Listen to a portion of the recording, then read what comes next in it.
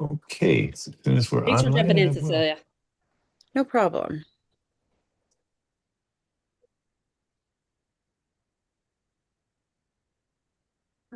Okay.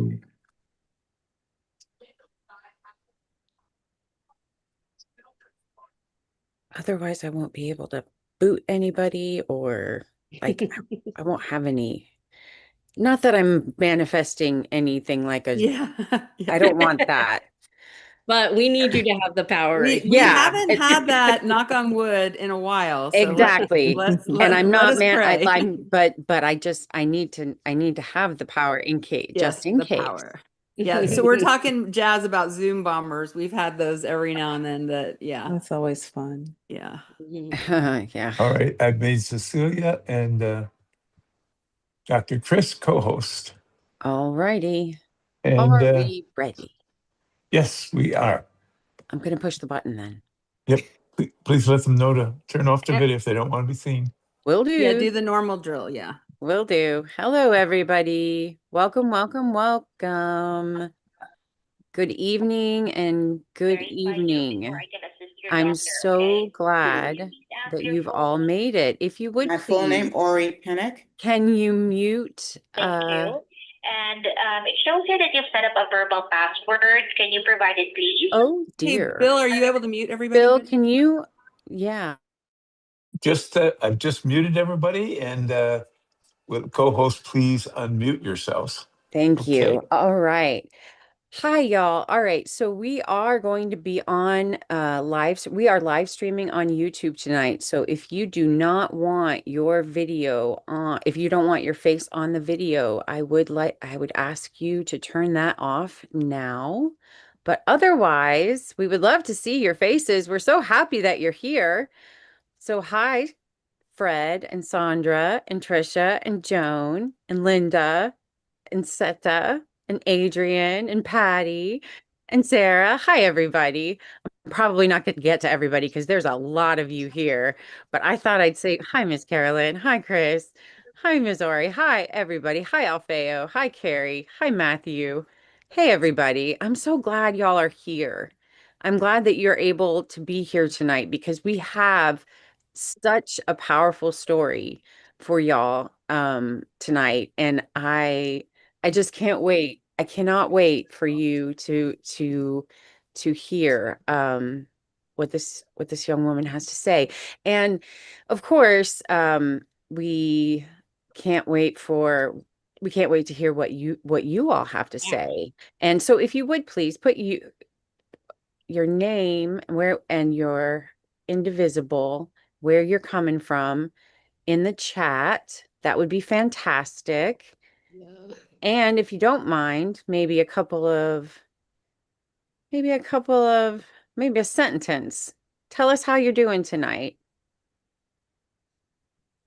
That would be real helpful. All right. I'm going to hand it off to Miss Sabrina.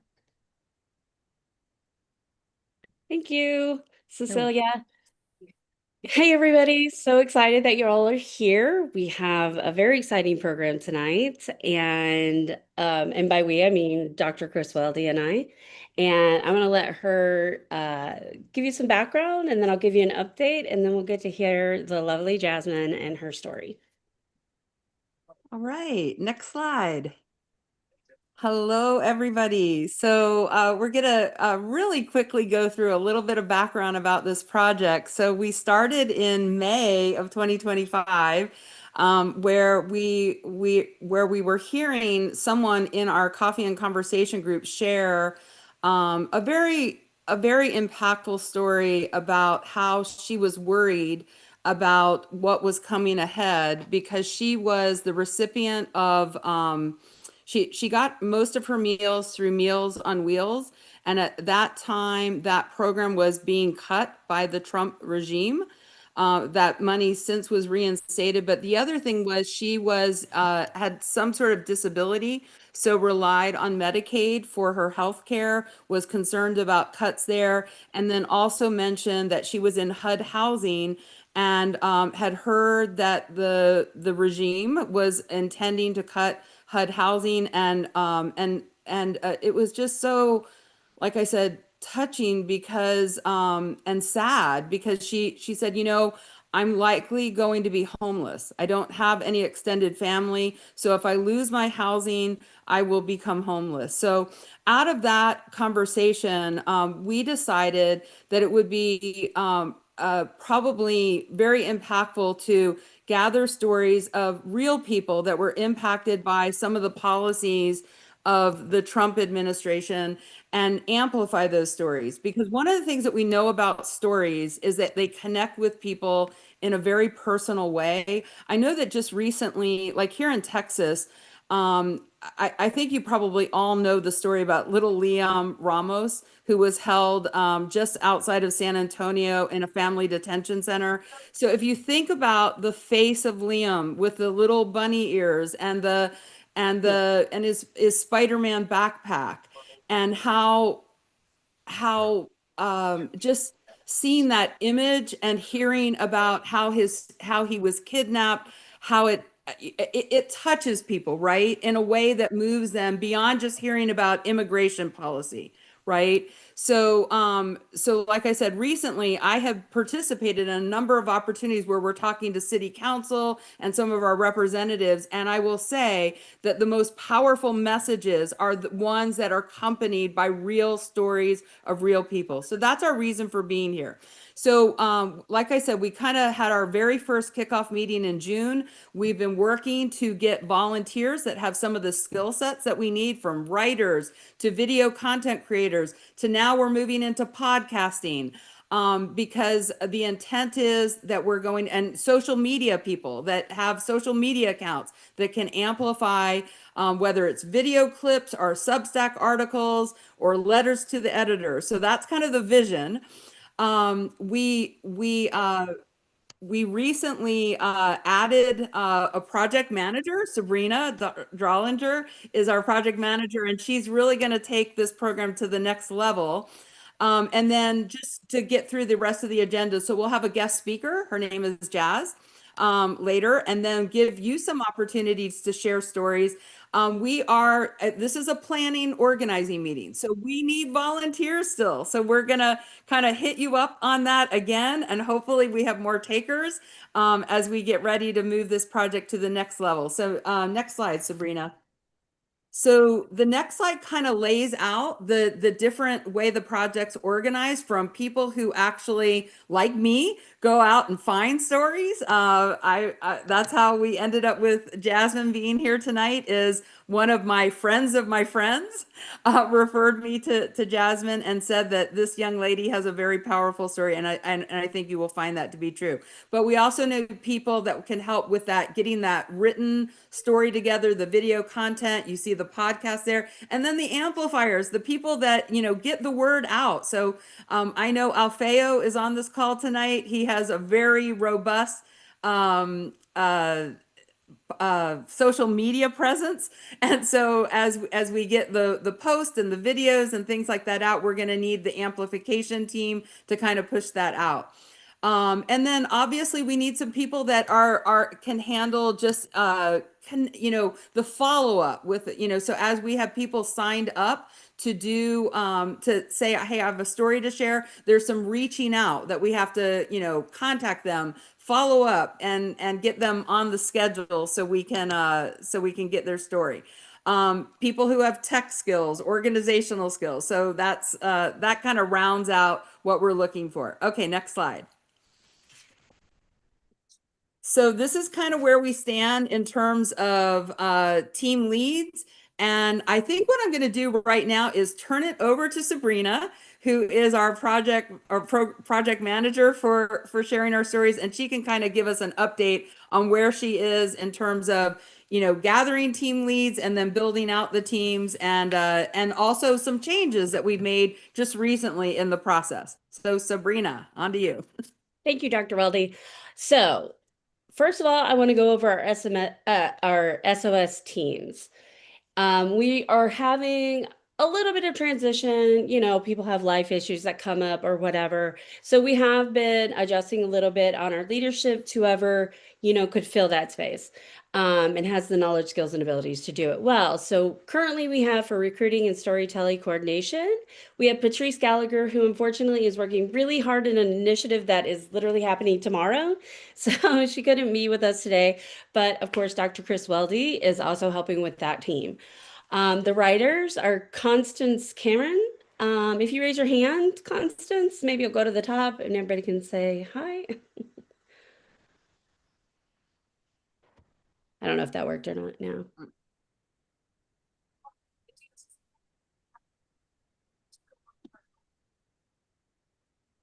Hey, Constance. I'll just say something, hello? Yeah. And then you can see me wave. There you go. Okay, thanks. So that's Constance. Sorry. That's Constance. She's heading up our writing team. She's got tons of experience. I could give you her resume, but I won't. We're going to keep moving. I'm trying not to use up people's time, but she has an excellent background for managing this. The next is video content creation. That is Cecilia. Hi. Hi, everybody. And Hank Greenspan. Hank, are you on here? I know he just got back He is from on here.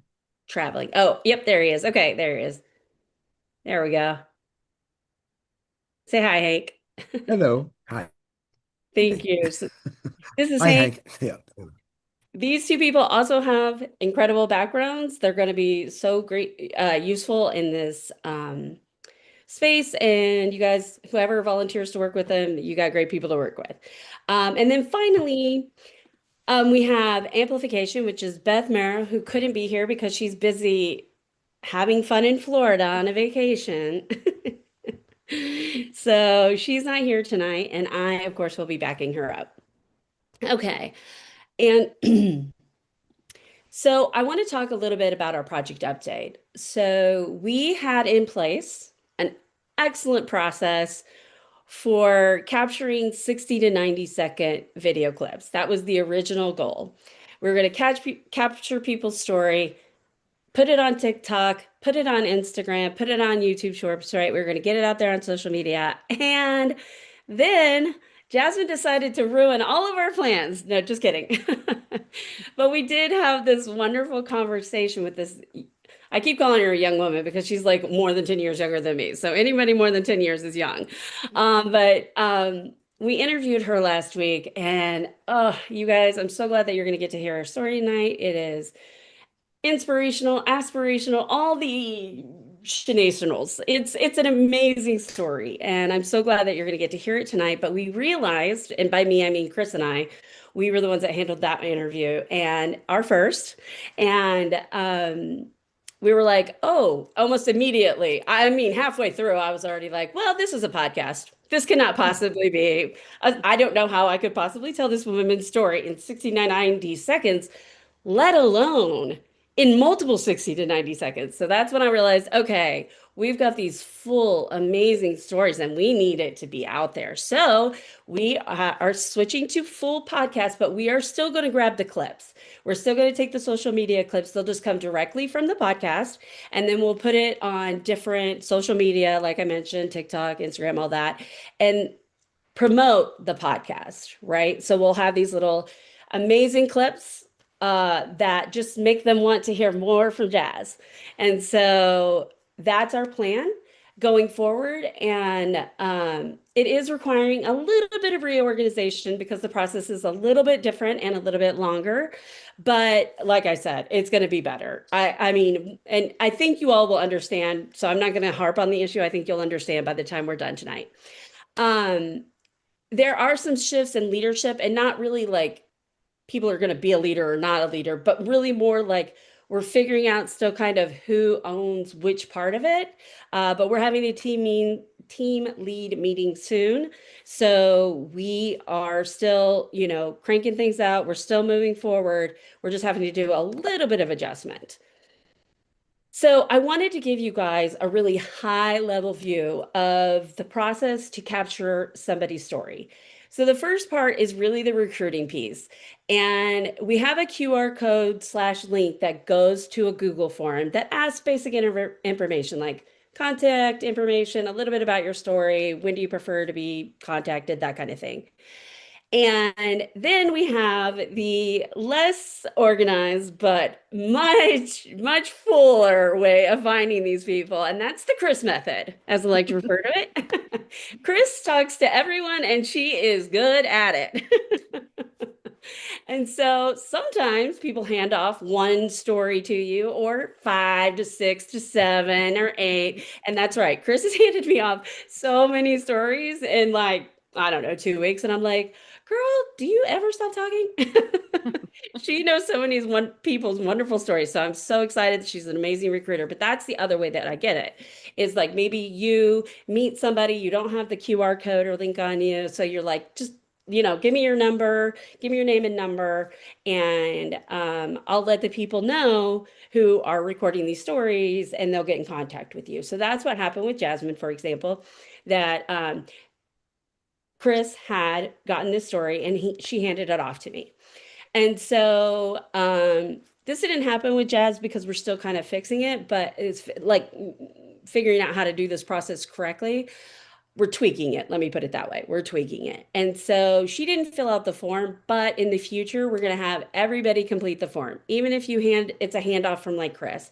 And the reason for that is that we will just have that information already available so that we can schedule them for an interview. We kind of know the story going in and not all the details. That's what the interview is for. So we schedule that. We have that conversation with them. We interview them. We ask a lot of open-ended questions. You'll kind of see that tonight. And we're going to capture it. I forgot to hit record with Jazz, which I could kick myself for. But in the future, as long as the storytellers are comfortable with it, we will actually interview these we will actually record these interviews with the storytellers so that we can then hand off the transcript and the recording to the writers, for example. They can start looking into the information, writing letters to the editor, writing letters to reps, and they can also help build kind of the model for how we want the podcast conversation to go for that particular storyteller, to make it engaging and interesting, but also something that people can follow. And so that's an opportunity for the writing team there. So those are some of the things that we expect from the writing team. This is a lot of emailing and scheduling. And then we get into the options. So for most of them, it's going to be a podcast. After we have the conversation with them, we'll build that, list of questions or whatever that we're going to ask them, and we'll record a podcast. We might also interview some of these individuals who maybe have shorter stories, but we'll treat them kind of the same. It just won't be a full podcast, or perhaps, if we have 3 people who have a similar story, but it's like probably more of a 10-minute story, we could put the 3 of them together for a podcast. So I'm keeping the ideas open to how we handle maybe the shorter stories. And then of course we always have the self-record option where they just record themselves for 60 to 90 seconds telling their story, and we have a guide for that. So they're not just out there doing whatever they want. And then we would obviously edit the videos, publish them, and then amplify them. And the thing with the editing is I decided it makes sense to just go ahead. We were looking into other options like Zoom for editing and stuff, and iMovie, but we're going to start with Riverside. We'll check out the other things later. But Riverside is great because it pulls those clips automatically. It has AI that does it all for you. It's pretty easy to edit. So we can go ahead and get multiple stories going fairly quickly using Riverside because it's just easy to use. And so then we'll have the edited video and we'll publish it, but we're going to do that in conjunction with amplification, because amplification doesn't just include, publishing it and putting it out there on these different social medias, but it also, Chris, thankfully, had looked up some information, and the first 15 minutes that you publish something is incredibly important, incredibly important. So we're going to work on getting NWSOFA people together to all amplify at the same time so we can get these things, higher on the FYPs and stuff. So that's the process, right? High level. There's a lot of details I'm not talking about because we don't need to today. Before I move on, are there any questions at this point? I am not watching the chat, so I don't know why I said that. It looks like maybe nobody's asking questions, so we'll just keep going. All right. Yeah, and you guys, if you Okay. have questions, the way you ask, we notice you is you hit the react button and Oh. raise your hands. Okay, so but it doesn't look like we have any right now. Okay. All right. So moving on to the exciting part of tonight, we have our guest storyteller, Jasmine Domino, who is the founder and CEO of Pixel Production. This is a graphic digital design company that creates impactful and enduring brands. And I have gone on her website. We have it here and her YouTube page. I highly recommend you go check them out.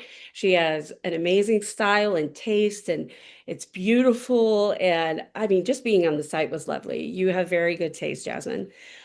She's also volunteered in a couple of different ways, but in particular for over 20 years working with children with, and I'm going to do my best, epidermolysis bullosa? Close, close enough, right? I practice all day. Anyway, it's also known as butterfly skin. And of course, she is our first storyteller. So thank you so much, Jasmine, for agreeing to be here tonight. I cannot, I mean, I'm still glowing from talking to you. I'm so glad that we met you. Okay, so I'm going to back up just a little and I'm going to stop sharing for a minute. There we go. Just make a little transition. Okay. So, Jasmine, again, thank you so much for being here. So I was hoping that you could just tell us a little bit about yourself. Well, first, thank you all. Thank you, Sabrina. Thank you, Chris, for just allowing me to be here to be able to share my story. It's always like a dream and just like makes me feel great that I can share my story and spread awareness for the skin discovery that I have. And so, okay. So, hi, I'm Jasmine, whichever or. Um, I'm from Austin, Texas. I've lived in Texas the majority of my life, as well as California for just like school and work and stuff. I was born with a rare skin discovery, and I say discovery because I just like the word better. It is a discovery, somebody found it and started researching it and stuff. Um, but it's called epidermolysis bullosa, and I have simplex. Simplex is the least severe form, so I don't blister nearly as much as I used to, like growing up and stuff. But there are different levels and severities of EB for short. And the more severe forms, they're, covered in open wounds. They have webbing on their hands and their feet. They have all types of cancers because it affects not just the outside of our skin, but the inside of our skin. And our skin is the biggest organ. People don't realize that, like, how fragile it actually is. And so I was born with it. There's no cure right now for it. There are treatments and creams and stuff like that. But growing up, it was a lot of pain, anxiety. I got this like big old smile on my face just because I've lived through life, just trying to stay positive and be positive. And I'm just so thankful for the people that I've met. But, don't let the smile fool you. There were many a nights where I cried and prayed, just for God to take away my pain. And, my prayers were never really answered, but to this day, am just so thankful to have a condition like I do because it has allowed me to just see how beautiful life actually is, meet amazing people in my community. All the kids, like, they're just like scooting around on their scooters or, walking and, they just got a big old smile on their face and they're just super inspirational. And so I just look to them to just, pull my strength and, continue to advocate and speak and, show people like you can still be good. Like there's still a lot of good in this world. We just all have to come together and help each other. Um, so, it was a huge struggle growing up. Like there were days at a time where I couldn't walk because there was blisters all on my feet, built up, my hands all over my body. So it was kind of hard getting around mobily. But I loved school, loved going to school, loved educating because I knew that like school was my way like to success because I couldn't just go out and like get a 9 to 5 job because that would cause friction, blistering, painful blisters that stay around for like weeks to months on end to even years. Um, the older I got, the more I realized like how I needed to take care of myself. And so, I just started working on myself better. Thankfully at the time, like I had insurance. And so like Medicaid paid for my scooters, my strollers, my, bandages, doctor's appointments, surgeries, all of that stuff. But once I finished school and started my career in graphic design and digital media, I started working and started to make too much, that the government sets limits on. And so I basically lost my insurance, lost my, SSI check. But I was okay with that because it made me feel like I was in a box and I just didn't have a lot of opportunity. Thankfully it is, it was enough money to get me by. But as I grew in my career and the things that I wanted in life, which I'm low maintenance, like, I don't need a lot, but, you still have to pay bills and eat great foods and stuff.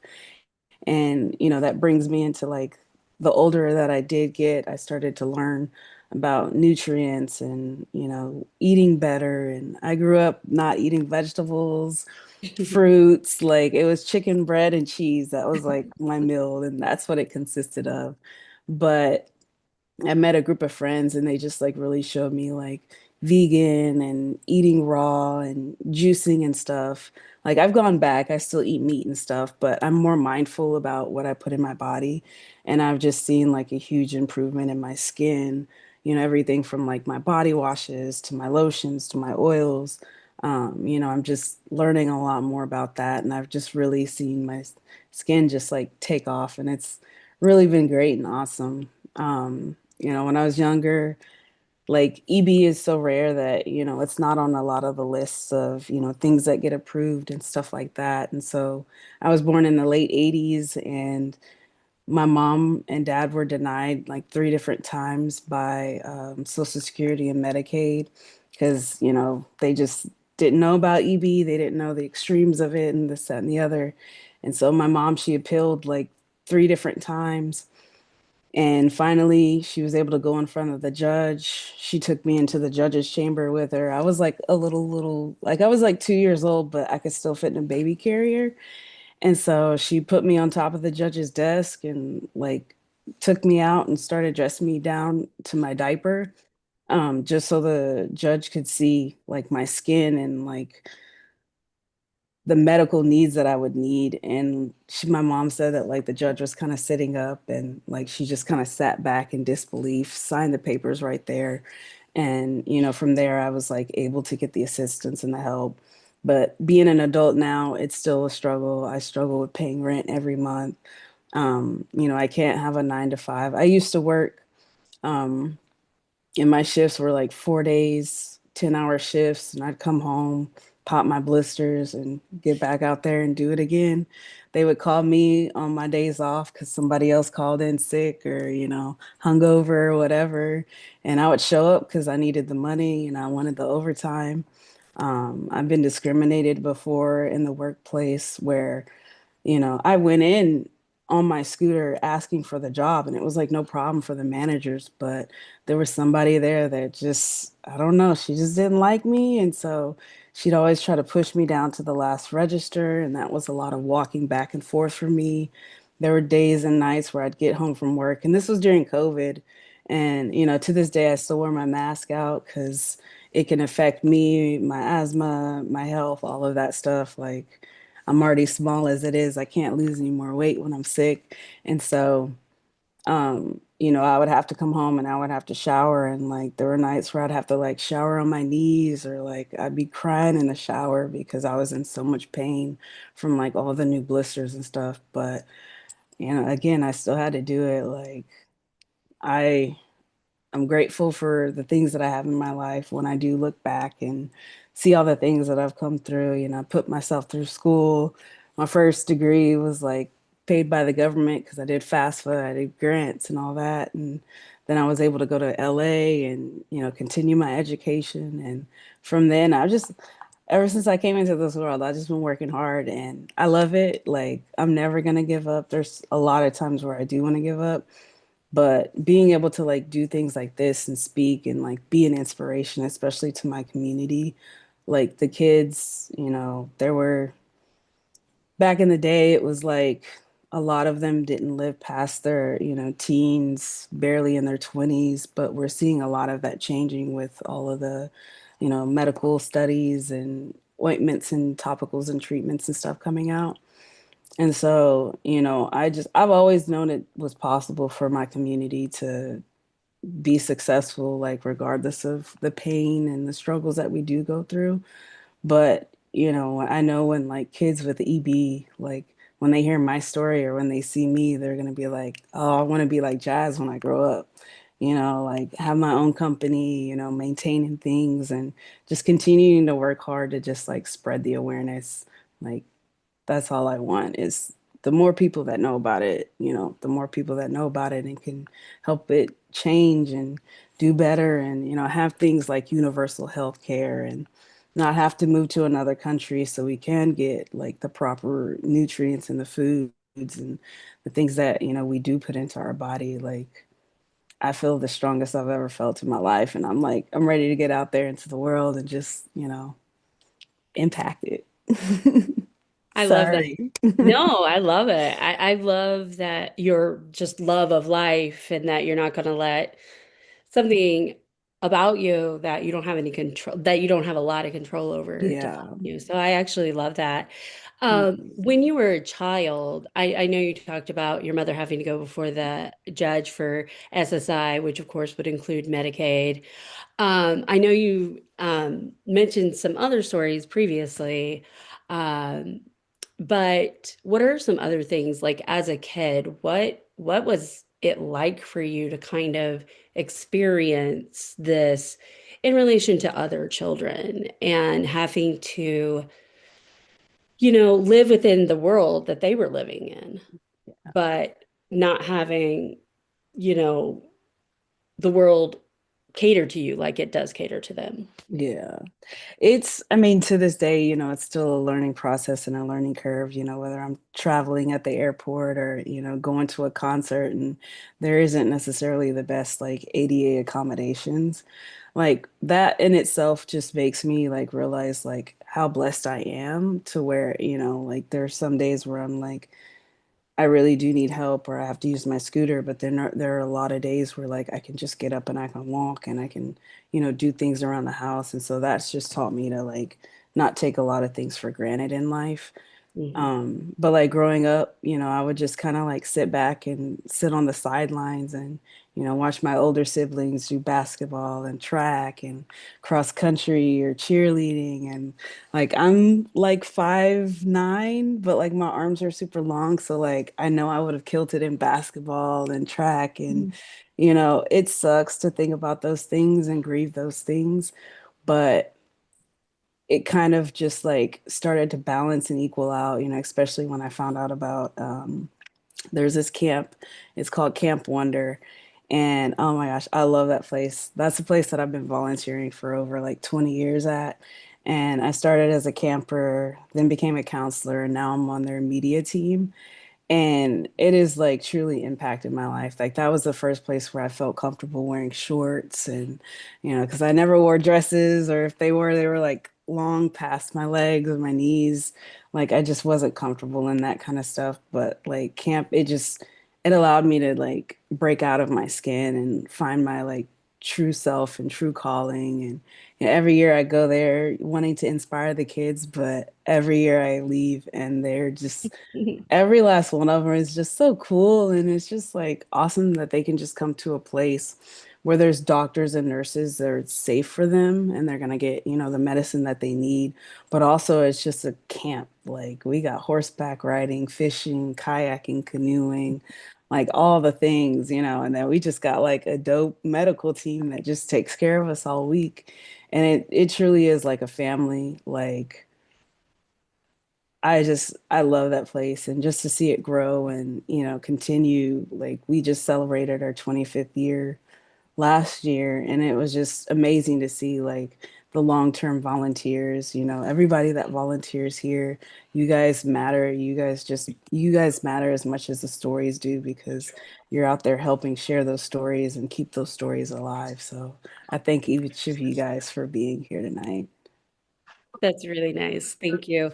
And yeah, so grateful for you just being willing to share your story, because I know this isn't easy. I have a child with autism, as I've told you. And yeah, the first time there was a camp, that was the first time he ever really could just be himself. So Yeah. I Yeah, that totally understand that's that. like my sports, that's my track, that's my cross country. When I go to the conferences for EB, like that's just like that's my outlet. Doing the stuff like this, like, yeah, I would have been great at all those things, and I missed out on a lot growing up, and I still miss out on a lot, to this day. Like I'd love to just go on like a 3 mile hike, but that's a little hard and challenge. I'm gonna do it one day, I love to just be out and stuff.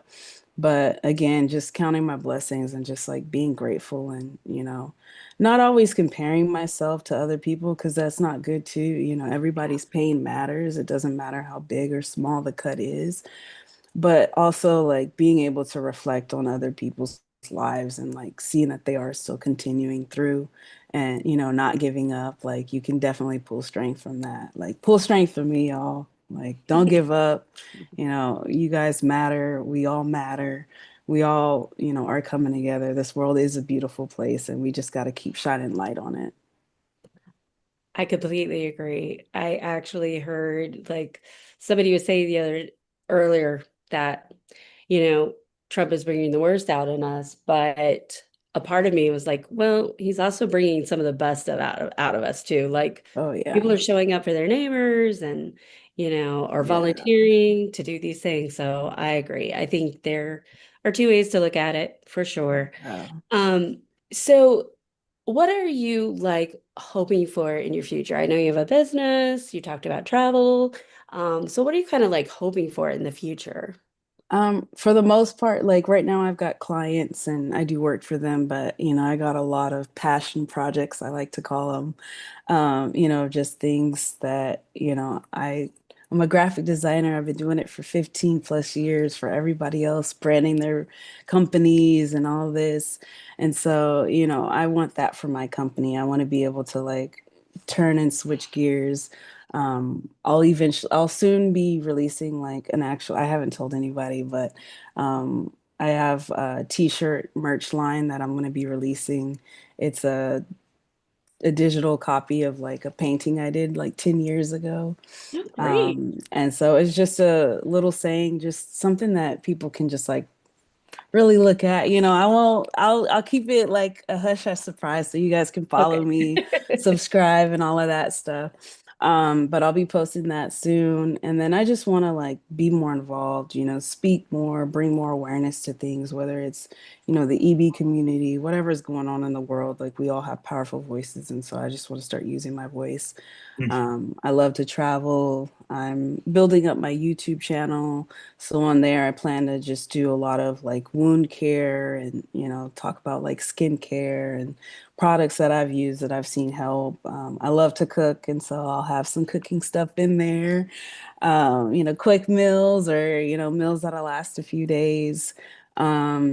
I'll be doing some podcast stuff, like just, telling my story, sharing my story, just sharing inspirational words. I love to write, so that'll probably be something that'll pop up every now. I'm just like full of things. I love to sew. I'm a super creative person, and I just want to do it all. I'm ready to just like check it all off my list. But yeah, just continue to grow my company, and maybe eventually start a nonprofit to help my community. I am on the board of a new organization. It's called Resting Butterflies. And that organization, we focus on helping with end of life costs for people in our community that have lost their lives. So, whether it's funeral costs, the cremation, because already a lot of them do struggle financially with just the medical side of EB. It can get really expensive. I'm very lucky, but there's a lot of them that have to be wrapped up. Bandages changed every day, every other day. And so it's a lot of, back and forth to the doctors and stuff like that. And so we've created this nonprofit. That way we can just help with something like that. There's not an organization within our community that does that.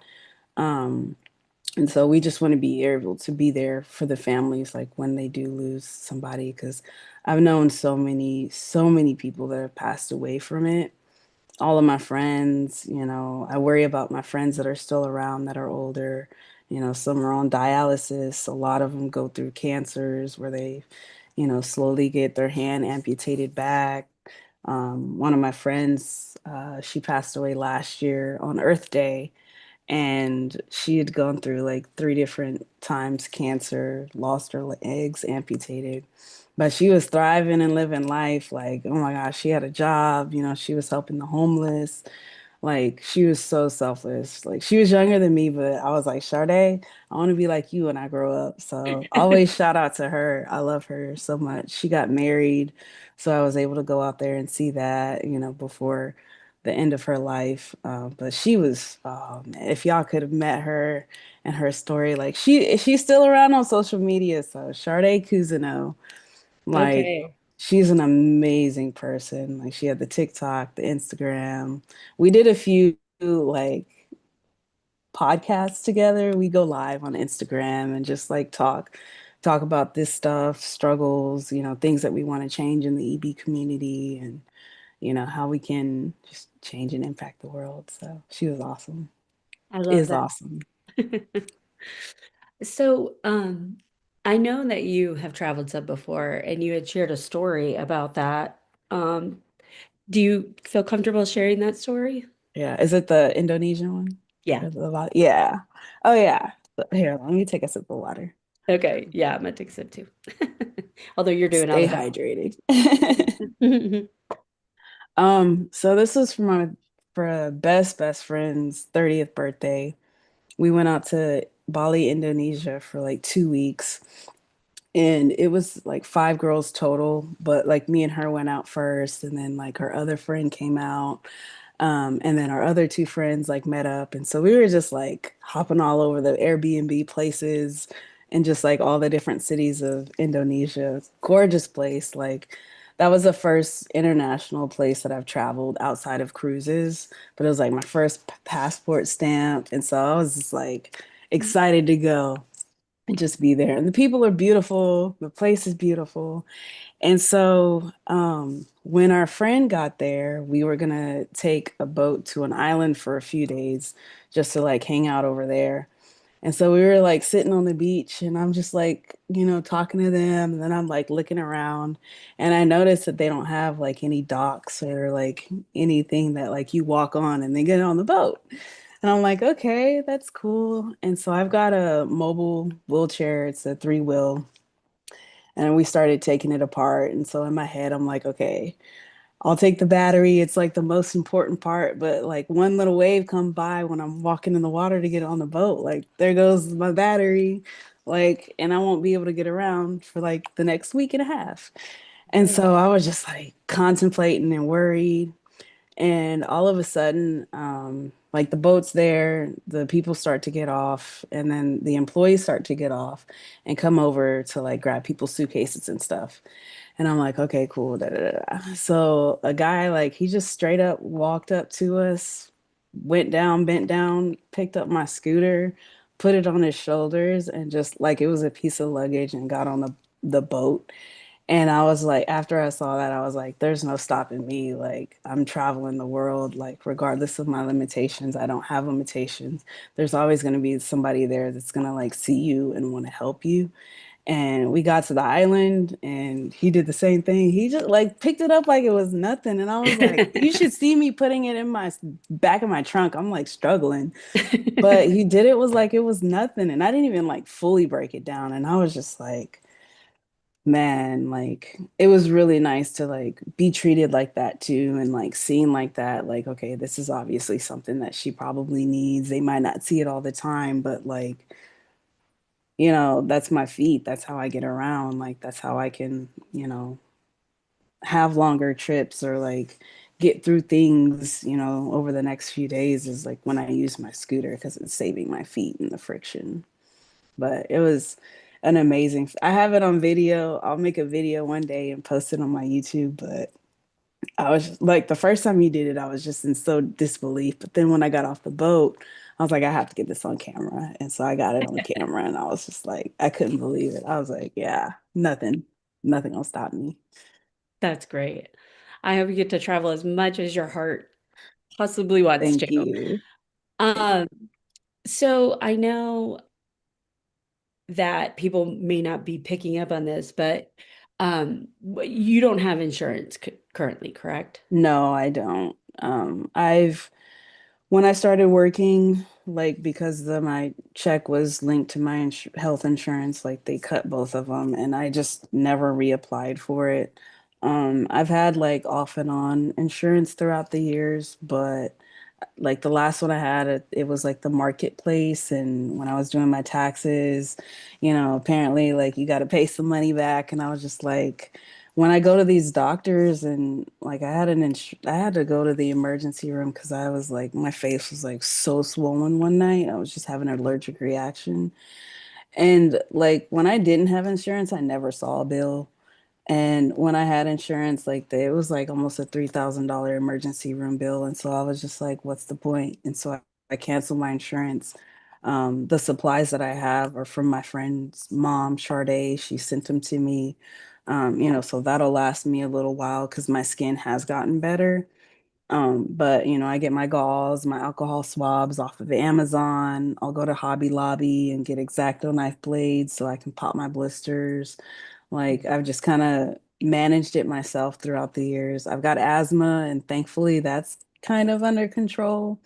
But when the winter time comes or if I get sick, it's really scary to like not be able to breathe and, feel like you are gonna die and stuff like that. And so for me to have insurance, it would be amazing because I wouldn't have to worry about that stuff. Or like, even though I do try to do the natural stuff, like I'm still gonna have my rescue inhaler, medicine for my breathing machine, or if, I have a cut or blister, whatever the case may be, or I need this ointment or that oil, like it would be amazing if it was covered. But yeah, I kind of gave up on insurance and I'm just like, I'll just walk in with no insurance because they have programs for that. So, They do.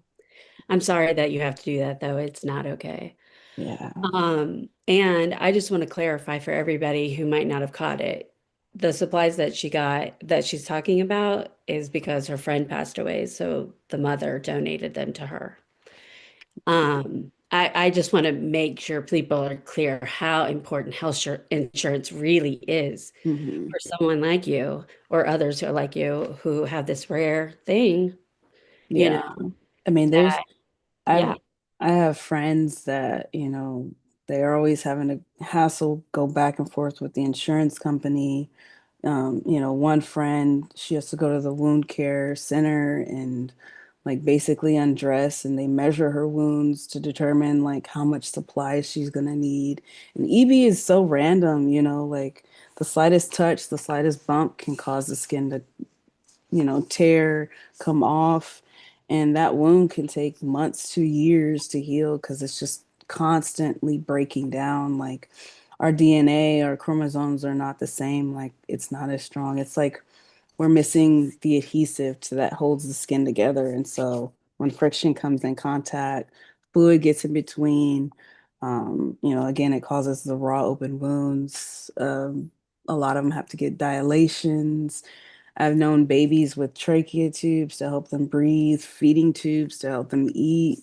It's a constant battle. And like recently with what's going on in the world and stuff, like there was actually somebody that had EB that was detained by ICE, Oh, and like he couldn't eat the stuff that they were providing. Like eventually he was, taken to the hospital, but like they had handcuffs on his oh, ankles and his wrists, and he's out, thankfully. Like they released him, but he has to heal those wounds, not even just on the outside but like mentally as well. Like this skin condition, I didn't know what anxiety, depression was up until a few years ago, but looking back on my childhood, somebody getting close to me gave me anxiety because I didn't want them to fall, lose their balance, and hurt me, and then I've got to heal for the next 3 weeks.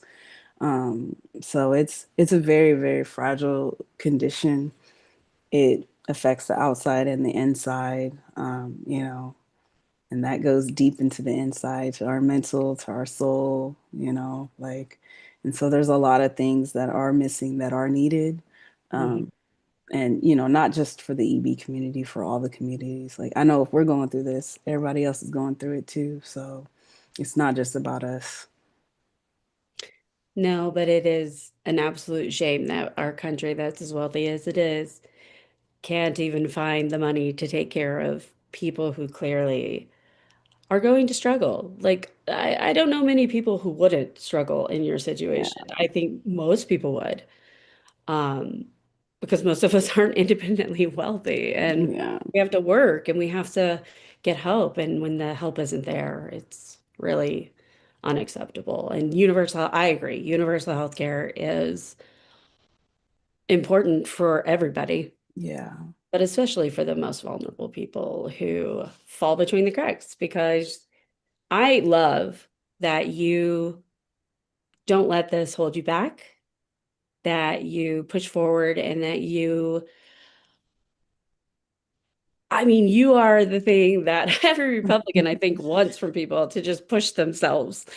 yeah. Um, My grandmother was like, never take no for an answer. And that was passed through my mom and passed through me. And so, yeah, like, I can't tell myself no. Like, again, we can take those days off and take those breaks, but we yeah. still got to get up and keep going. Like, because, when I do think about, not being here and not having to worry about this or that, but I'm like, I guess this is a little bit more fun.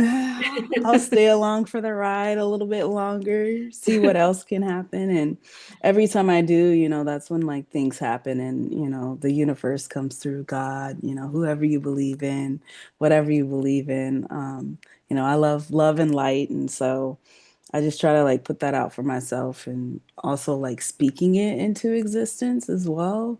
Like I've noticed, there's times where I'll pray in my mind, but then like when I actually like speak it out loud, like that's when it happens a little bit faster than when I'm saying it in my mind. So, um, but yeah, just seeing the light, even in the dark, like it's hard, it sucks, but again, this is a beautiful place filled with beautiful people. Yeah. There's a lot to enjoy, but I feel you. As a mother of a child with autism, I definitely feel you. There are some days where I don't think either one of us wants to get out of bed. Yeah, call in sick. Huh? Call in sick. Yeah, right. Well, I might have once or twice. Anyway. Um, so sorry. That's okay. Would is there anything else that you wanted to share tonight? I know I've asked you a lot of questions. It's okay. And you've been so gracious about answering them all. Oh yeah. Um, I mean, I'm sure there are some things, but I hope that I did inspire some of you, if not all of you. This is only like a small, small portion of like my struggles in life. And, growing up, like I blocked a lot of it out, but now I'm like uncovering that and, just diving deep and just like finding my true self. And so I am looking forward to this next journey, working with you all, like sharing my story, sharing other stories. Like I know I got a ton of friends, so if you need more stories about us and EB, like, and they got some stories. Like again, I'm blessed with having Simplex, and so I didn't necessarily have to go through a lot of the things that they've gone through. but you know, they definitely deserve to have some light shined on their stories because like they've impacted me and like this is why like they're the reasons why like I want to do this and you know just again use my voice and you know y'all follow me like follow my journey. It's just getting started. Hard to believe, but I'm excited, you know. I'm grateful for again each and every one of you guys for being here tonight and listening to my story and just having me on. I love y'all. Thank you. Hey, Jazz, I just wanted to, again, such a powerful story. And also just a really good example of how important having healthcare is. And you heard, you may not have seen it in the chat. Several of the people said, you know, healthcare is a human right. And that's kind of what we believe too.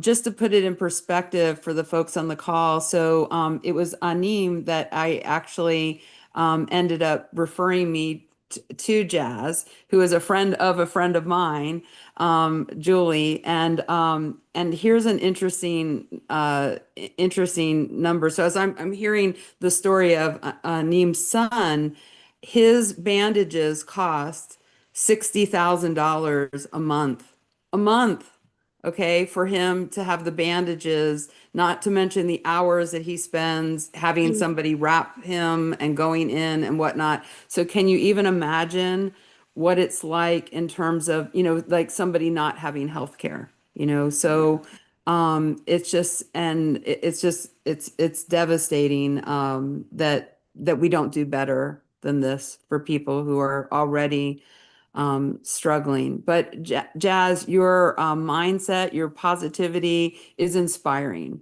It Thank really is you. inspiring that in spite of, you know, some of the cards you were dealt, you are making the best of it. And but I do think your voice is a powerful one to, you know, kind of advocate. I appreciated you when you sent me the story of this, the guy in Minnesota that was, you know, I mean, can you even imagine having, you I could know, not imagine gosh. like and you know, his form is more severe than mine and just like thinking about like being in I mean, you know, when I go to camp, like I got OCD, like because I got to worry about infections and you know all this, that, and the other, and I just couldn't imagine, you know, that's why I say like, you know, he's able to heal like his outer wounds, but like those inner wounds, Yeah. man, I could like I just want to hug him. Like Yeah. I couldn't imagine. And then that's just like one person, like what they're doing is not okay. It's not right. You know, I'm not like in the streets or anything like that, but I know what right's from right and wrong from wrong. And the stuff I've seen, and then it touched that close to home. Like I just want to hug him and like help him take care of his wounds. Yeah. Nah, I totally understand that. And you're making me cry. I'm sorry. No, it's fine. I'm a bit of a crier anyway. Um, Gosh, yeah. Sorry, Chris, do you have anything else? No. Yeah, Okay. go ahead, Sabrina. Okay, so thank you so much, Jasmine. I really, really appreciate you being here today. I think a lot of people on here today really appreciate you coming in too. And Thank you. just, you know, it's a hard thing. I mean, like I said, I have a child with autism, and sometimes it's hard for me to just talk about it, you know, Yeah. because it brings up a lot of struggles, obviously. Yeah.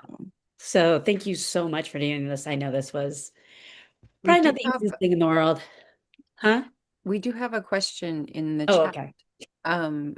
We say from Ms. Ori Pennick, Jazz, your story is so compelling. Have you thought about sharing your story to the Disability Culture Lab, the DCL, which is a national nonprofit media and narrative lab created by and for the disability community? DCL has stood up against ICE and the dissolving of SSI and Medicaid. Oh, wow. That's amazing. I've never heard of them, but I'm like copying and pasting that and sending that to myself right now. So I can definitely look into that. Thank you so much. All right. Thank you. Is there any, I haven't been watching the chat. A lot of thank yous. I just thank you all for listening. Like again, without like I have a story, but you guys are here and you're listening to it. And again, I hope that I was some kind of inspiration and the work that you're doing, no matter what it is, no matter the topic, like you're important and you matter. Thank you so much. That's so kind. And you are welcome to stay on. I don't know what your time constraints are, but we are going to open it up. Are you ready for that, Chris, to open it up for others to share their story, or do we need to go? Yeah, go. Can we put her contact information in the chat, please? Like her YouTube. I put the and website and Yeah, the YouTube it's in on there. It's in there. We can drop it in again. That's what I mean. Like if Oh, okay. Yeah, somebody's yeah. asking. Yeah. I can do it again because I think Thank I you. copy and pasted it. Hold on. So if you go to my website, like down on the bottom, it'll have like all the buttons to like the Instagram, YouTube. Thank you so much. And it's so I'll tell you real quick. So the concept and reason behind my company, it's called Pixel Productions. And I've just always thought that I was a person that brought people's visions to life through pixels. So there's like a play on like pixel and then pixel. So that's the reason and the name behind my company. I love that. Everybody get on there and follow her YouTube. Subscribe. Thank y'all. Thank you. Thank you again so much for being here. And again, I don't want to keep you. It's mostly business after this and some sharing your stories if you want to hear other people's stories. But Yeah, I really think I'll thank you. stay on for a little bit. I might turn my video off, but Okay. yeah, I'll stay on for a bit. Great. And thank you so much for being here. Thank you for having me. Like just as grateful as you are, I'm just as grateful. Okay, we have to stop being grateful and move on. All right. I'm about to say thank you again, and I'm telling myself that's enough. Anyway, let me pull this back up. I did want to come on. Sorry. I'm getting better at using Zoom with the presentation, but I'm not fabulous yet. There we go. Didn't see it. All right. So, now that I am done, oops, okay. Oh, all right.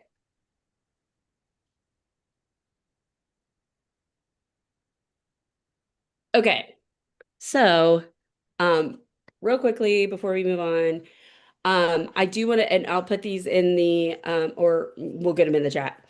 There is a volunteer sign up form.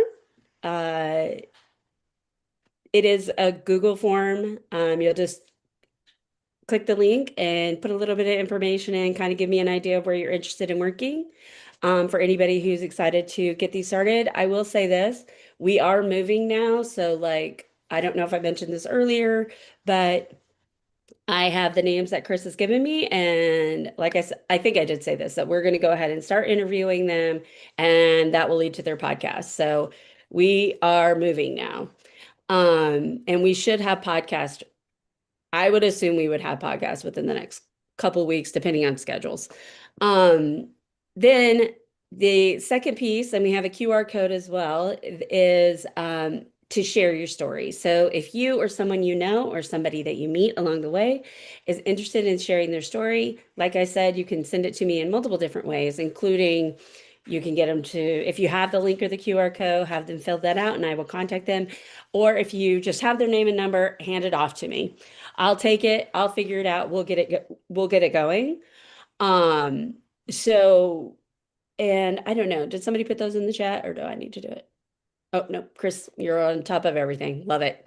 Okay, so Chris is putting them in the chat and, oops, didn't mean to click that.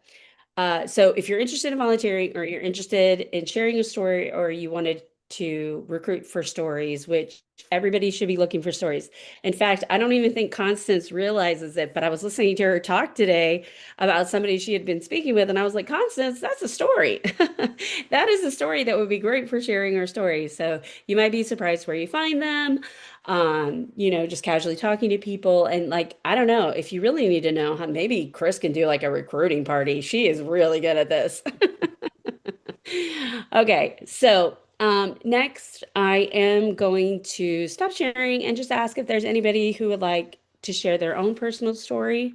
Go ahead and raise your hand, and we will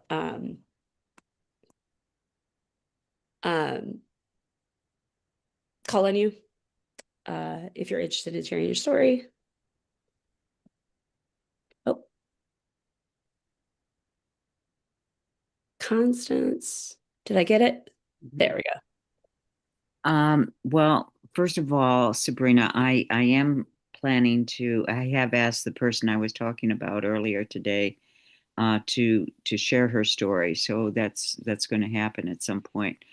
But I would just like to say, I mean, having listened to Jasmine, it just reminded me, and reading the headlines in the newspaper every day and watching TV. I am just so sick to death of the man in the White House that I resent him deeply, because here I am, supposedly in my golden years, trying to enjoy life, and all I'm doing is trying to get him out of office in one way or another. And I just don't think it's fair. I just don't think it's fair. And especially it's not fair for me, because I knew all along, I knew it from the first time I saw him, that he was bad news.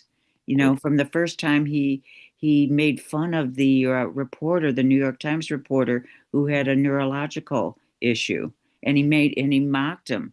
Yeah. How could you not see that and know that this man shouldn't be president of the United States?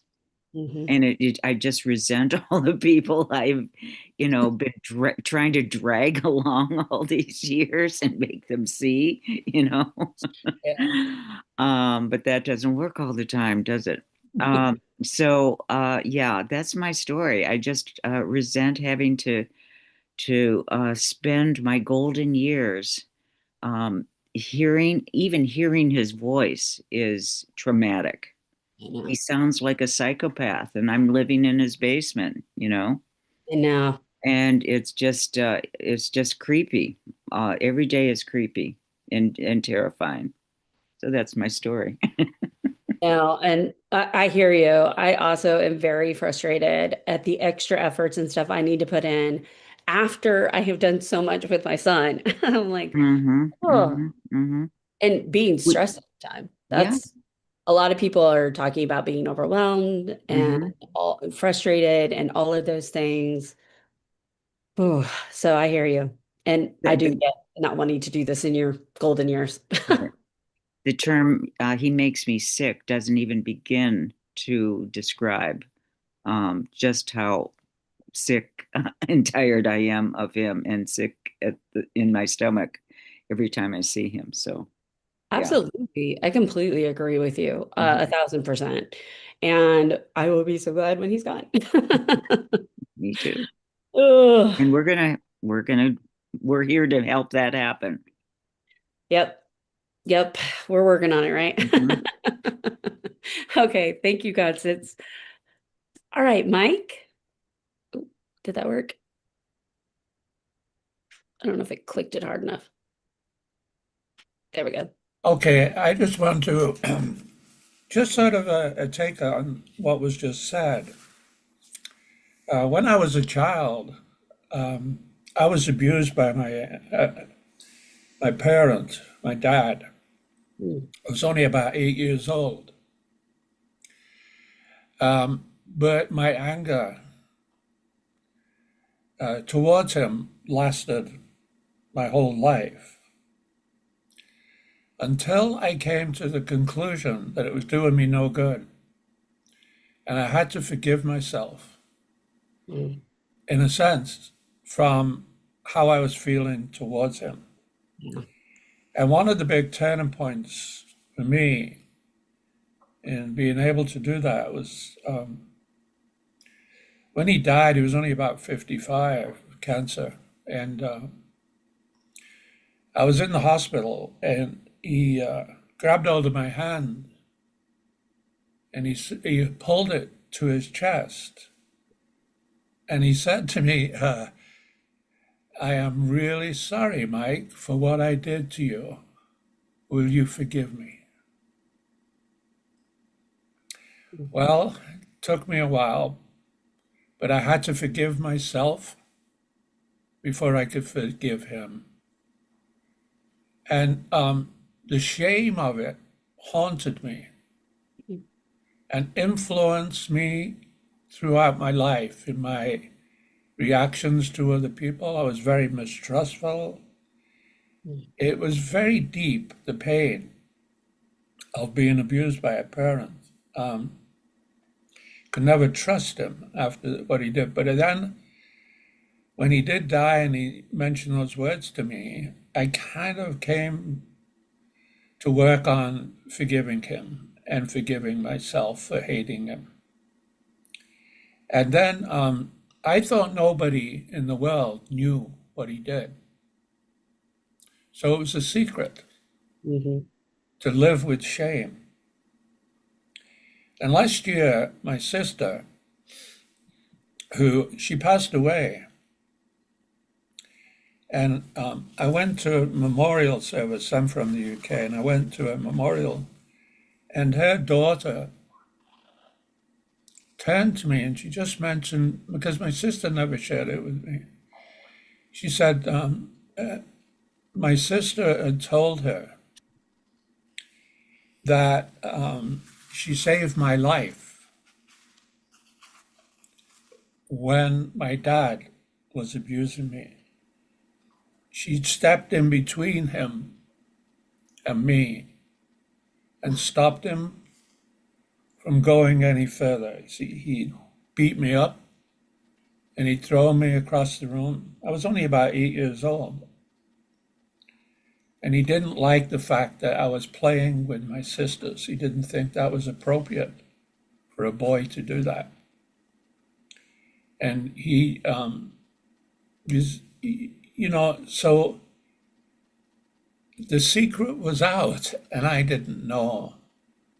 But just the fact that my niece told me that just turned the light on for me that it was never a secret. Yeah. It was always known. But then I sort of thought to myself, oh, all the things I've done in my life were influenced by the shame that I felt and the guilt that I felt and the thinking that this was a great secret and I could never share it with anybody because if anybody found out, they would also beat me up like my dad did. Ugh. And so I kept it hidden and I would never be open. When I was growing up, I always remember from the weeks after he had abused me, I was very outgoing before then. I was always fun to be around. But from that day, I never played any games with my sisters ever again. This is how the shame it got me, and I just want people to know that it's not you, it's the shame that was imposed upon you by somebody you loved and who you thought cared for you. But it was awful. I mean, to actually kind of sit in a room and watch your siblings, your sisters playing games and having fun, but being too afraid to join in case it happened again.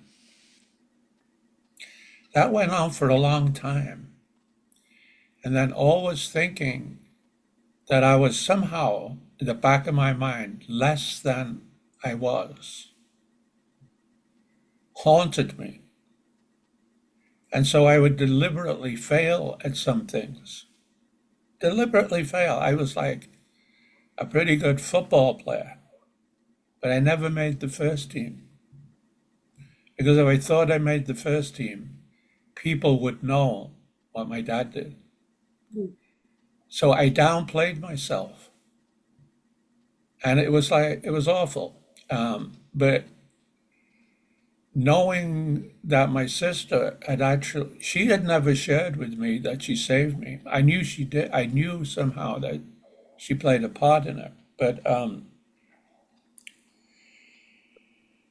I think the saving grace for me was having grandparents that gave me unconditional support and love, and never in any moment did they ever doubt me.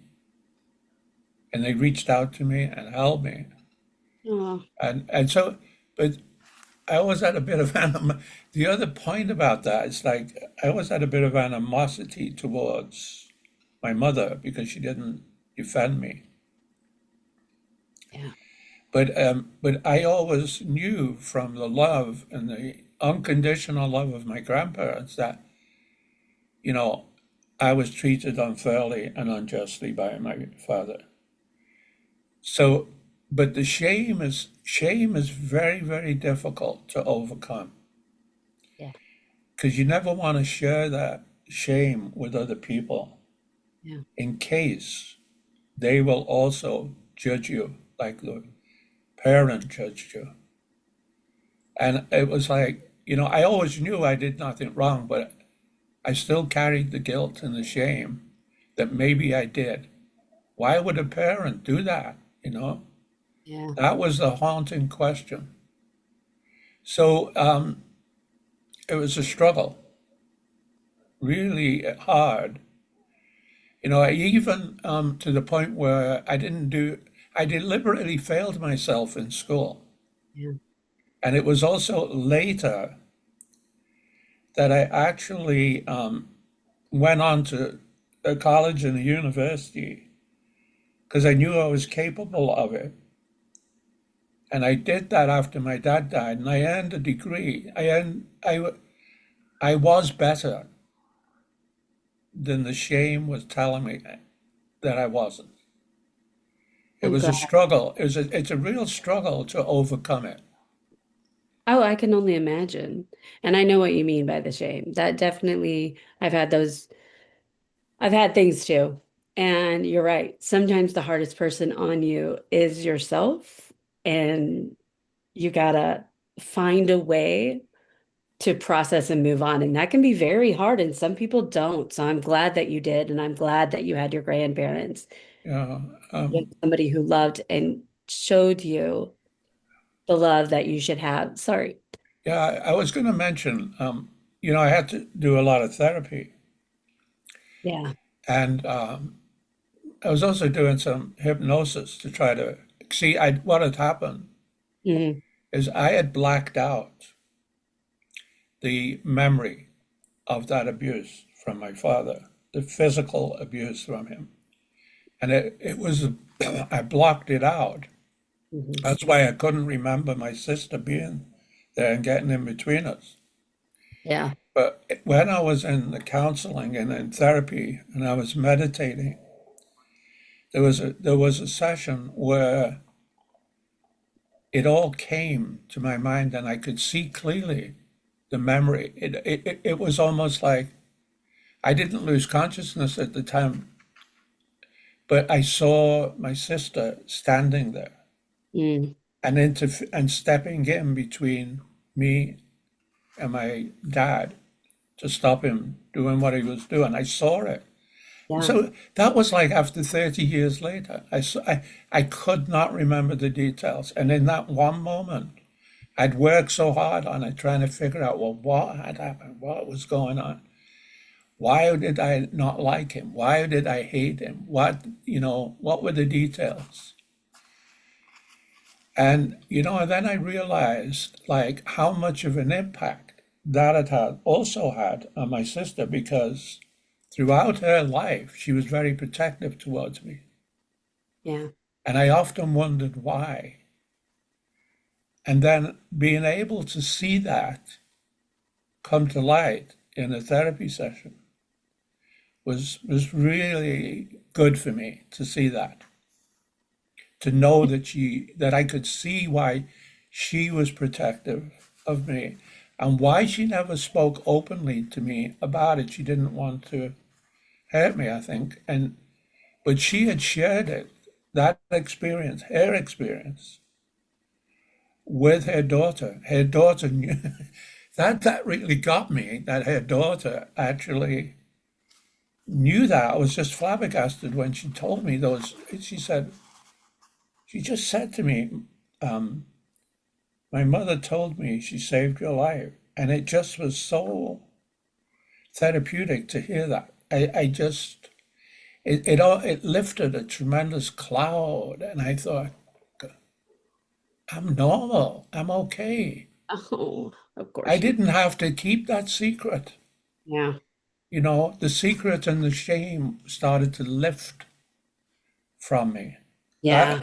That, but it was a lot of hard work just to get to a point. And so, but deep down, I was kind of always like knowing I was okay. And I think that was because of the unconditional love and support of my grandparents, that I actually spent more time with them than I did with my parents after that episode. I was only 8 years old. Yeah. Well, I am so glad that you were able to get some resolution and therapy. I know I'm a very big advocate for therapy. Thank you so much for sharing that. That is, oh, I No, can only imagine how difficult that was for you. yeah, I would never share this, Yeah. I would never share this. And Yeah. Good to hear. I was too afraid to share it. But Yeah. after what my niece told me, the fear is gone. Yeah. Well, I'm so glad that you had that experience because I do, resolution can be very cathartic. So thank you so much for sharing your story with us. Yeah, Hank, did you have something that Yeah, it's not another story. I mean, I also wanted to support Mike for sharing what you okay. did here. And also say this, and I don't want to make anybody's individual experience in any sense symbolic or bigger or other than what it was. It was your experience, and that's what you shared. But it also is important, I think, that you chose to share it here. You know, all of us in our own way are responding to the madness at the top, I'll call it, the madness of the regime. And yeah, like people my age, I'm guessing I'm even, well, I don't know if you have your golden years, Constance, I'm in my platinum. I mean, I'm at the end of the metals here, but metal. However, um, I think it's generally true, at least if we grow up at our age in a country that's been more or less, for those of us privileged, a relatively reliable place at the top. No, we've had some crazy presidents and administrations and regimes and bullshit. But still, if we come to that where the people on whom we relied in our own families were incredibly unreliable and beyond unreliable, even malevolent for us. Then, when we come to a world or a nation in which those on whom we rely are malevolent in their own way, then it is a kind of like a double header at least that we have our own personal experience plus the experience of what we have as a collective. Mhm. But I want to add to that, we're not only looking up and out at those on whom we either once relied or necessarily relied uh, at one time, we're also looking sideways. And I think, to me at least, one of the lessons of Minneapolis, for example, is that whatever people went through individually, and I'm sure just because of the sheer number of people, there were people who had abusive parents, there were people who had, as I did, psychotic parents, there are people who had every version of hell at some point or other in their lives. But in general, what I think happened in Minneapolis that was so impressive was that people, in broad strokes, took care of each other, that they were neighbors, as was said again and again and again. They were brothers and sisters to go, and I don't mean to make it metaphoric, but in your story, it was indeed your sisters that, or sister, that played an important role. So it's not only looking up at those on whom we depend and rely and are betrayed, uh, in a variety of ways, and sometimes the opposite, but also looking sideways. And I think a group like this is a lot about, I mean, even here this evening is partly we're looking sideways. And certainly what happened in Minneapolis, despite or in opposition to what was happening at quote the top, meaning what was being sent down to them from some of the folks where they send people like that, people would continue to look to each other, with each other, for each other, as neighbors, as friends. And that is an important, obvious balance. It doesn't take away from the danger that I believe we're all in. It doesn't provide immunity, but it provides some power. It provides something really important in terms of not feeling indeed alone with whatever it is, and on whatever level, personal, political, both at the same time, which is probably true for many, many of us.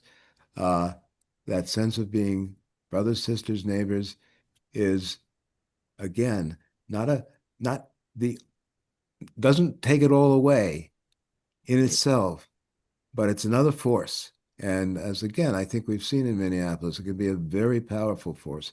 So this little group here is perhaps a microcosm of that. You know, we're neighbors here, and let us continue to be. And that's another model of how we go forward in our golden years, platinum years, silver years, diamond years, tin years, whatever the hell it is. So give ourselves a medal for that. Okay. Onward is what I really want to say. Thank you, Hank. And I think you're 100% right. I think, and Constance, I think some just put something in the chat saying that she was told that those who have been traumatized, especially in childhood, are continually traumatized by living under Trump. So not only is it our stuff and this, but for some people, it's probably like living through their trauma again. Right. And now I have a lot to think about tonight. Now I've been responding to all of this. But yeah, no, it's awful. It's awful what's happening, and people are afraid. And you're right. This is not even just bad governance. This is malevolent. It is intentional. So thank you for sharing that. And I 100% agree. Okay, it is getting late and I don't want to keep everybody super late, but I do want to give Constance a chance to talk to her writers. I think I was supposed to do this earlier and I forgot. Sorry, Constance. But anyway, so those of you who want to stay on, great. She's going to talk a little bit about the writers team stuff. And I'm gonna give it to you, Constance. Okay. I don't want to belabor it either, because we're still working a lot of things out, but I just want to thank everyone who has raised their hand to volunteer to be a writer. I love writers. I'm a writer. I love writers. Or at any level of writer. So thank you again for volunteering. We'll probably start with writing summaries, a lot of summaries for the podcast, for the stories, and so that means boiling down to the essence information. But there will be other opportunities for writing too, because there's a great deal of need for writing all sorts of things this especially this year, the midterm year, because we can write letters to the editor, editorials. I have a little thing where I do index cards for people on our coffee and conversation, with kind of boil down a subject so that you can use it with your conversations with your family or friends or whatever that just, give you that little extra edge. I so I don't know. What I don't know is how much writing you've done, and that's doesn't matter a whole lot as we go along, because we can take whatever you write and we can give feedback, and that sort of thing. We'll have templates for things. But I did take the liberty of just writing a little overview, which I posted in the chat. Just, some reminders of what good writing includes. And so you might just take a look at it. It includes things like, being concise, using different, a variety of sentence structures, being clear, being using your own voice, using images. The person that Sabrina wants to do a podcast on is someone I'm interviewing. She's a Russian woman whose husband has been deported, and they were all documented here, legally, basically, and he's in a deportation center in Texas now. But she represents, the kind of person who is being targeted and preyed upon, and her husband, of course, and during these difficult times. And we need to tell their stories. We really do need to tell their stories. So, but I used an example of, how slippery their driveway was, if you want to use imagery. And now their lives are on a slippery slope because of what ICE has done. So just, in that it's about creativity. Creativity and clarity, I would say, are the two kind of key words. So look it over. We'll have an opportunity to talk about it at another time, but it's a start. Hey, Constance, this is Chris. So in trying to open up the document, it asks for permission. So you may just be getting a lot of emails that say, give this person permission to see what's in the document. Let me fix that right now. I didn't. Okay. I know that happens when I use my phone, but I didn't think it would happen. But let me fix that right now. Okay. Okay. All right. And while Constance is doing that or giving us, I wanted to show everybody my "We All Have Stories" shirt. So because we do all have stories. Hopefully you guys were able to grab in the chat if you have a story that you would like to share, we have the link in the chat. And then likewise, if you would love to volunteer to be, to help us with this project, I also put that link in the chat as well. Okay. All right. I'll turn it back to Constance as she's. Okay. I think I just fixed it. Okay. I'll try it again. All right. All right. Sabrina, you going to wrap up for us? Yep. Sorry, I didn't know. Anyway, so first of all, thank you again, Jasmine, so much for coming today. You are a wonderful guest. I think a lot of people, really, have learned. I've learned a lot about EB just getting to know you. Something I'd never heard of before. So I'm so grateful that you're willing to share the story, because what you describe it's horrific that we are not taking care of vulnerable people in this country like that. So I know that my outrage doesn't help you, but I am outraged. But thank you again so much for being here. And thank you for those of you who did share your stories. I know it can be very hard, Mike. I know that was very personal, what you were talking about.